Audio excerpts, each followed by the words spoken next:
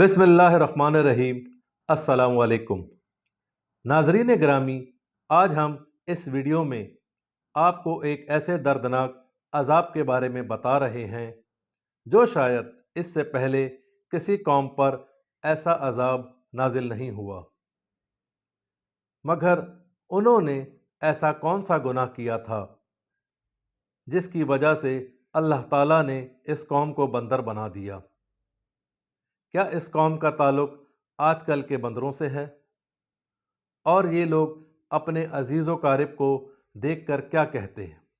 معزز سامعین، اس واقعے کا پس منظر کچھ یوں ہے کہ انسانوں کے بندر بننے کی ابتدا حضرت داؤد علیہ السلام کے دور سے شروع ہوئی۔ ان کی تعداد 70,000 تھی اور یہ قوم سمندر کے کنارے ایلا نامی گاؤں میں رہتی تھی۔ اللہ تعالیٰ کی بے پناہ کرم نوازی اس قوم پر تھی۔ بہت خوشحال قوم تھی۔ اللہ تعالیٰ نے انہیں تمام نعمتوں سے نوازا تھا۔ یہ لوگ زندگی کے ہر معاملات میں بہت خوش تھے۔ سرسبز و شاداب باغات، کھیت کھلیان وغیرہ۔ سمندر کے کنارے پر رہنے کی وجہ سے انہیں بے انتہا مچھلیاں ملتیں جن کا وہ کاروبار کرتے۔ کہتے ہیں خدا جب حسن دیتا ہے تو نزاکت آ ہی جاتی ہے۔ یہ نعمتیں ان کو راس نہ آئیں اور اللہ تعالیٰ کی نافرمانی کرنے لگے۔ طرح طرح کے گناہوں میں مبتلا ہو گئے۔ جب قوم کی نافرمانی حد سے زیادہ بڑھنے لگی تو اللہ تعالیٰ نے اس قوم کا امتحان لینے کا ارادہ کیا اور حضرت داؤد علیہ السلام کے ذریعے پیغام پہنچایا کہ ہفتے والے دن مچھلی کا شکار بند کر دو، یعنی ہفتے والے دن مچھلی کا شکار حرام قرار دے دیا گیا۔ اس طرح اس قوم کی بربادی کے دن شروع ہو گئے۔ ان لوگوں کی پریشانی بڑھنے لگی اور آپس میں سر جوڑ کر بیٹھ گئے کہ اب کیا کریں، کیونکہ ہفتے والے دن بہت زیادہ مچھلیاں آتی تھیں جبکہ دوسرے دنوں میں نہ ہونے کے برابر، بلکہ مچھلیاں خاص طور پر ہفتے والے دن تو خود بخود کنارے پر آ جاتیں۔ یہ اللہ تعالیٰ کی خاص عنایت اس قوم پر تھی جو یہ نہیں سمجھے۔ پھر شیطان نے ان کے دلوں میں وسوسے ڈالنا شروع کر دیے کہ کھاؤ گے کہاں سے، کاروبار کس طرح کرو گے، بلکہ تم لوگ اس طرح کرو کہ سمندر کے ساتھ بڑے بڑے حوض بنا دو اور ان حوض کو نالیوں کے ذریعے سمندر کے ساتھ جوڑ دو۔ اس طرح ہفتے والے دن مچھلیاں نالیوں کے ذریعے حوض میں آ جائیں گی اور اتوار والے دن ان مچھلیوں کو پکڑ کر بیچ دی جائیں اور ہفتے کے دن شکار سے بھی بچ جاؤ گے۔ بہت سے لوگوں نے شیطان کی باتوں میں آ گئے اور انہوں نے ایسا کرنا شروع کر دیا۔ سمندر سے چھوٹی نالیاں نکال کر حوض میں ڈال دیں تاکہ مچھلیاں حوض میں جمع ہو جائیں۔ مگر یہ لوگ جان بوجھ کر اس بات کو سمجھنے کو تیار نہیں تھے کہ شکار تو ہفتے والے دن ہی قرار پایا جیسے اللہ تعالیٰ نے حرام قرار دیا ہے۔ اس طرح یہودی 3 گروہ میں بٹ گئے۔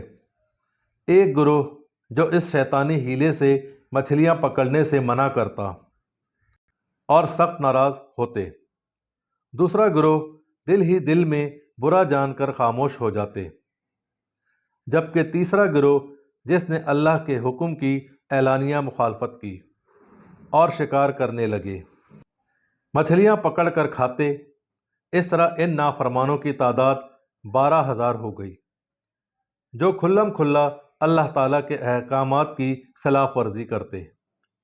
حضرت داؤد علیہ السلام نے ان 12,000 لوگوں کو بہت سمجھایا کہ اللہ کے عذاب سے ڈرو تاکہ وہ اس نافرمانی سے باز آ جائیں، مگر جب عقل پر پردہ پڑ جائے تو بندہ گناہوں کی دلدل میں پھنستا چلا جاتا ہے۔ اسی طرح یہ لوگ بھی باز نہ آئے، لہذا جو لوگ اس بات کو برا سمجھتے اور گناہ سمجھتے ان لوگوں نے اپنے اور نافرمانوں کے درمیان ایک دیوار کھڑی کر دی۔ اس طرح ایک طرف 12,000 نافرمان لوگ رہنے لگے اور باقی دیوار کے دوسری طرف ہو گئے۔ جو شکار سے باز رہتے، حضرت داؤد علیہ السلام کے بار بار سمجھانے پر جب یہ لوگ نہ سمجھے تو آپ علیہ السلام نے غضبناک ہو کر شکار کرنے والوں پر لعنت فرما دی، جس کا اثر یہ ہوا کہ ایک دن ان گناہ گاروں میں سے گھر سے باہر کوئی بھی نہ نکلا۔ یہ منظر دیکھ کر کچھ لوگ دیوار پر چڑھ کر ان کو دیکھنے لگے کہ یہ لوگ کس حال میں ہیں، تو ان کی حیرانگی کی انتہا نہ رہی کہ یہ نافرمان اپنے گھروں میں بندر کی شکل اختیار کر چکے ہیں۔ یہ دردناک عذاب ان کی نافرمانی کی وجہ سے آیا کہ یہ لوگ بندر بن گئے ہیں۔ جب یہ لوگ ان کے گھروں میں داخل ہوئے تو بندر اپنے رشتہ داروں کو تو پہچانتے تھے، انہیں دیکھ کر زار و قطار روتے مگر آواز نہیں نکلتی۔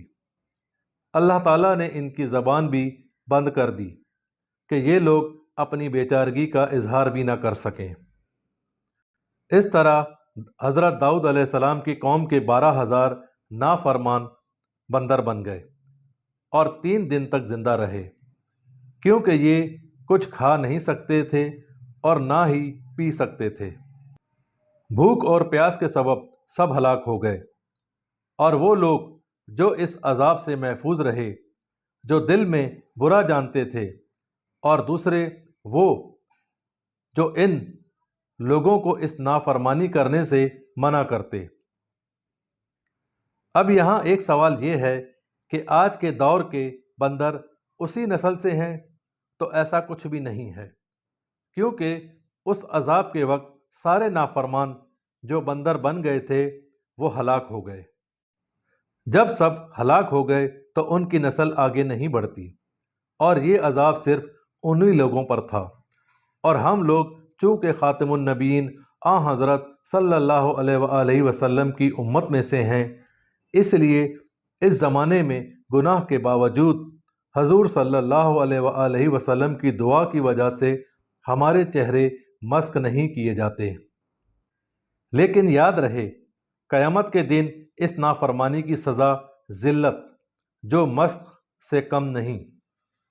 اگر آپ اپنے ہی اطراف میں دیکھیں کہ مسلمان کیا کر رہے ہیں، مسلمانوں کے کام کیا ہیں، ہم کس طرح سے اللہ تعالیٰ کی نافرمانی کر رہے ہیں، لیکن اس کے باوجود ہم مسلمانوں پر کوئی عذاب مسلط نہیں ہوتا، مگر ہم جس طرح گناہ کر رہے ہیں وہ عذاب کو دعوت دینے کے مترادف ہے۔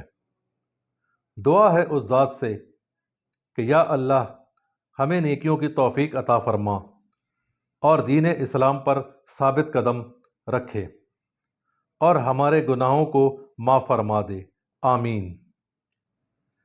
ناظرین گرامی، اس چینل کو سبسکرائب کریں تاکہ ہماری ہر آنے والی منفرد معلومات پر مبنی ویڈیوز آپ تک بروقت پہنچ سکیں۔ ویڈیو کو لائک اور شیئر ضرور کریں اور کمنٹس باکس میں اپنی رائے کا اظہار کر کے ہماری حوصلہ افزائی کریں۔